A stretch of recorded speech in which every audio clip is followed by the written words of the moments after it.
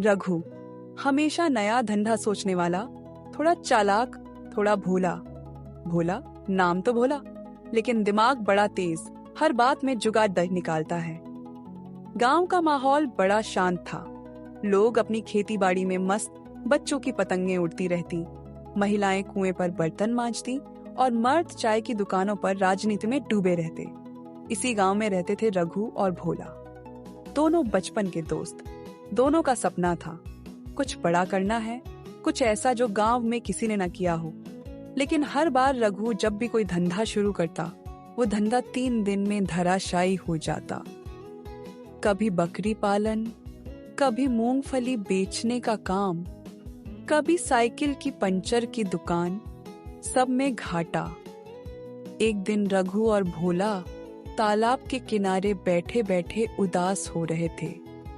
रघु बोला, भोला, यार मेरी किस्मत ही खराब है। जिस धंधे में हाथ डालता हूँ वो डूब जाता है।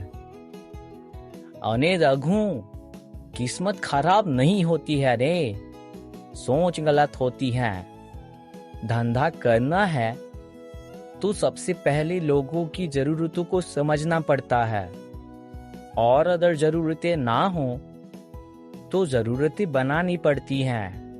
अरे भोला, तू क्या कह रहा है? जरूरतें तो वैसे भी होती है ना। अरे नाघू, तू इतना क्यों भोला है रे? ऐसा कुछ भी नहीं होता। देख, मैं तुझे प्लान बताता हूँ। भोला ने धीरे धीरे रघु के कान में कुछ फुसफुसाया। रघु की आंखें चमक उठी। अरे भोला, ये तो बहुत गजब है।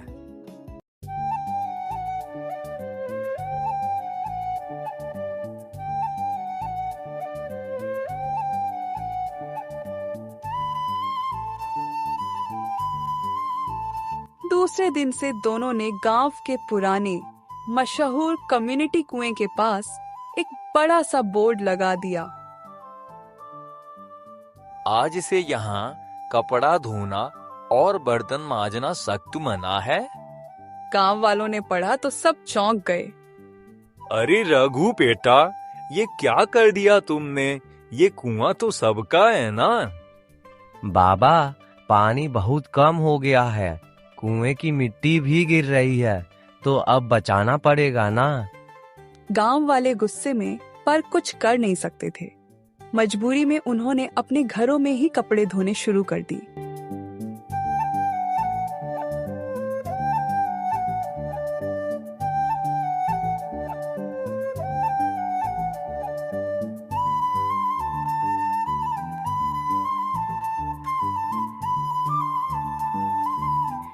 अब समस्या शुरू हो गई। साबुन का पानी सड़कों पर बहने लगा, रास्ते फिसलन भरे हो गए, बच्चे गिरने लगे। गांव में हर कोई परेशान था।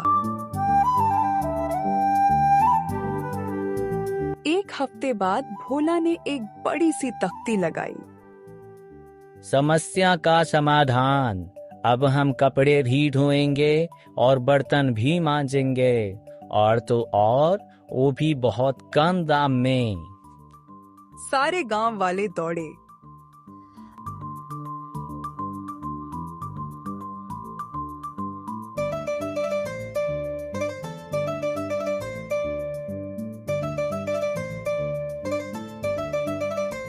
अरे ओ भोला भैया, बर्तन मांज दीजिए ना, हमारे घर में बिल्कुल भी पानी नहीं है। अरे सुनिए ना भोला भाई, मेरे भी कपड़े धो दीजिए ना। घर के सामने नाले में पानी जाने की वजह से बहुत दिक्कत हो रही है।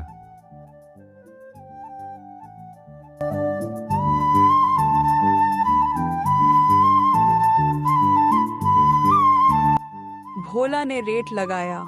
एक बर्तन 10 रुपए, एक कपड़ा 20 रुपए। गांव वालों को कोई और रास्ता भी नहीं था। मजबूरी में सबने धंधा देना शुरू कर दिया।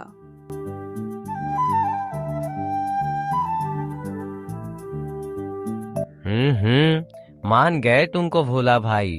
अरे यार, तुम तो दिमाग के किंग हो। समस्या भी हमने बेची और समाधान भी। अरे हाँ नगु भाई, अब तो तुमको पता चल गया होगा ना कि मार्केट में अगर तुमको टिकना है तो समस्या का होना बहुत ज्यादा जरूरी होता है, और अगर मार्केट में तुम्हें कोई समस्या ना मिले तो तुमको समस्या खुद बनानी पड़ती है। हाँ, समझ गए ना तुम?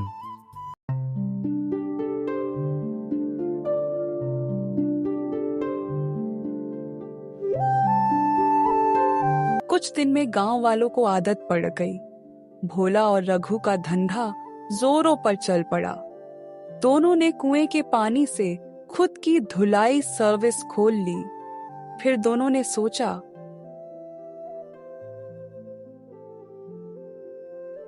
तो फिर अब हमारा अगला प्लान क्या होगा? नगु, अब हम पानी की प्यूरिटी भी बेचेंगे। नगु, अब हम सबसे कहेंगे सिर्फ हमारी कुएं का पानी पीने लायक है, बाकी सब कुएं में तो गंदगी है। अगले दिन दोनों ने बोर्ड लगा दिया, दोस्तों, शुद्ध जल सिर्फ हमारे यहाँ मिलता है, बाकी सब कुएं में बैक्टीरिया है। आइए और शुद्ध जल दीजिए। लोग डर गए।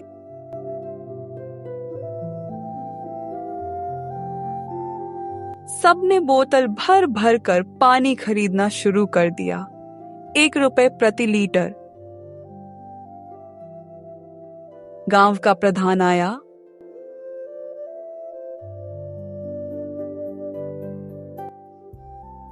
भोला, ये सब क्या लगा के रखा है तुम दोनों ने? क्या ये बैक्टीरिया वाली बात सच है? प्रधान जी, क्या कभी आपने अपने गांव की पानी को टेस्ट किया है? नहीं। तो फिर आप ही बताइए प्रधान जी, हम इसमें गलत क्या बोल रहे हैं? चलो फिर ठीक है, मुझे भी 1 लीटर प्योर पीने का पानी दे दो।